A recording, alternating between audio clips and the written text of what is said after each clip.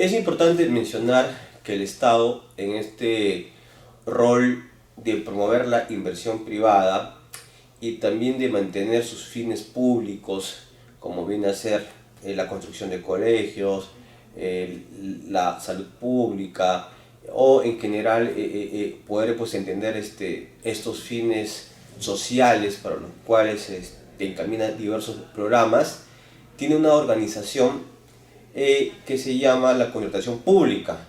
Por este instrumento el Estado planifica sus gastos sobre todo en tres grandes rubros: obras, bienes y servicios. Y es así que tenemos la Ley de Contrataciones del Estado y su reglamento, que nos establece las reglas legales para que un gobierno regional, un gobierno municipal, los ministerios puedan organizar anualmente sus requerimientos de bienes, servicios y obras.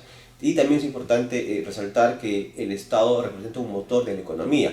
Ustedes solo imagínense los montos contractuales anuales que tiene el Estado para proveer algunos tipos de servicios en los ministerios, desde fotocopias, puede ser suministros informáticos, la necesidad que se tiene en contratación pública para contratar abogados externos, ingenieros, técnicos, o incluso para la construcción de un colegio, de un hospital. Entonces es importante entender que el Estado como promotor de la economía es fundamental en el mercado peruano. Es importante mencionar que en contratación pública se tiene una visión muy práctica y clara de lo que puede ser arbitrable. En principio, bajo la teoría del arbitraje comercial, es arbitrable todo lo que es de libre disposición. Es decir, puede ser materia arbitral una resolución de contrato, la nulidad de contrato, el pago adicionales, la ampliación de plazo, la no imposición de penalidades. En realidad, en la ley de contrataciones del Estado también se parte de qué aspectos no son arbitrables, ¿no? Recordemos que en todas estas olas y modificaciones que se han tenido en la ley de contrataciones del Estado, existen ciertos aspectos que el Estado los reserva como no arbitrables, ¿no? Y se discute mucho en doctrina y en los laudos la necesidad que tiene que tener primero el demandante, el demandado de un arbitraje de contratación pública, de saber que la pretensión que solicita el tribunal arbitral es arbitrable, y a la vez también por parte de los árbitros cuidar mucho la fijación de los puntos controvertidos en lo que resulta o no materias arbitrables. En conclusión, reitero que es arbitrable todo lo que es de libre disposición, todo lo que no está prohibido por la ley de contrataciones del Estado. Reitero, las materias arbitrables clásicas o más recurrentes es respecto a nulidad, resolución del contrato, el tema de imposición de penalidades, ampliaciones de plazo, gastos generales y algunos temas indemnizatorios que podrían también ser parte de un proceso arbitral en contratación pública. Primero es importante entender que si vamos a realizar una visión estatal, el área usuaria debe tener claro que existe incumplimiento por parte del consorcio contratista, y no solo tener presente esos incumplimientos, sino la comunicación con cartas, oficios, memoriales, dejando constancia de los incumplimientos. Una vez que tenemos diversos incumplimientos contractuales, es importante analizar la posibilidad que tiene toda esta entidad de poder culminar un contrato mediante una resolución contractual. Pero no es solo eso, otra posibilidad que tienen las entidades también son la de aplicación de penalidades, un contrato de obra, la intervención económica de la obra, la reducción de las prestaciones.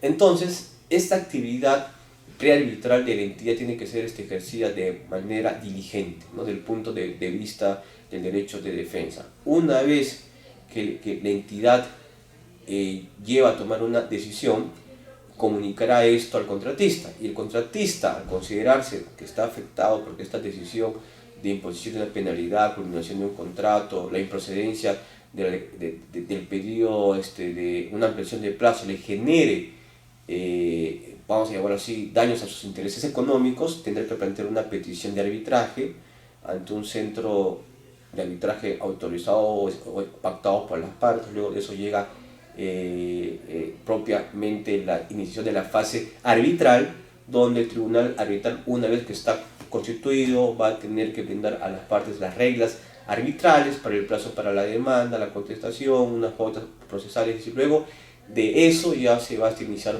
propiamente el proceso arbitral. Entonces tenemos tres pasos bastante claros. El primero es la etapa donde la entidad tiene que ser bastante diligente en ejercer su requerimiento de cumplimiento a la entidad o imponer sus penalidades o ciertas actividades que la misma norma les impone. En un segundo momento, si el contratista se siente afectado por esta decisión de la entidad, tendrá que iniciar las acciones arbitrales con la conciliación extrajudicial o la petición de arbitraje. Y tercer momento es el momento procesal, donde la entidad y el contratista tendrán que defenderse, pero para lo cual es vinculante la conducta que han tenido las partes en la etapa de la ejecución del contrato, que finalmente va a ser discutido en el arbitraje. Sí, soy del sector arbitral y profesional, que considero que el arbitraje como medio de solución de controversias en contratación pública es el medio más idóneo, por 5 razones. La primera es que el interés público y los montos contractuales discutidos entre las entidades y los contratistas pues no pueden estar fuera del ámbito arbitral. ¿No? Es importante que estos montos sean reconocidos o no reconocidos mediante un arbitraje, por ser justamente fondos públicos. Segundo, la especialidad. Tenemos casi 20 años en arbitraje en contratación pública, donde tenemos centros de arbitraje, árbitros, secretarios, peritos, abogados, asistentes, que tienen una vasta experiencia en litigar en contratación pública. Trasladar esto a la vía judicial, se me ocurre, ¿no? Pensar pues un juzgado especializado en contratación pública sería borrar todos los avances que se han logrado. Tercer tema que me parece sumamente relevante, ¿no? Si bien no se puede dialogar propiamente en una jurisprudencia arbitral, porque recordemos que por jurisprudencia se entiende que hay un órgano de control superior, son criterios uniformes y tienen que ser públicos, pero en contratación pública sucede algo extraordinario. Los laudos son publicados en el portal del OCE, y de esta forma también la sociedad, los abogados y la academia poder tener el contenido de los laudos, y puede generarse una predictibilidad para poder entender de qué forma están fallando. Y esto es bien interesante porque a raíz de la pandemia del 2021-2023 están emitiendo numerosos laudos donde justamente se pone en discusión, ¿no? Temas como el equilibrio financiero y económico, la comprensión de las entidades para no aplicar las penalidades, quizás sí, quizás no, y eso es importante.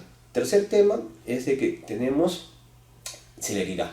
A pesar que los procesos en contratación pública ya no son tan rápidos como hace 10 años, pero el tiempo de 2 años en promedio sobre esta controversia es de mayor eficiencia que un proceso judicial de 3 instancias en la vía judicial: juzgado, sala, eventualmente el recurso de casación en la Corte Suprema nos podría tomar 8 a 6 años, ¿no?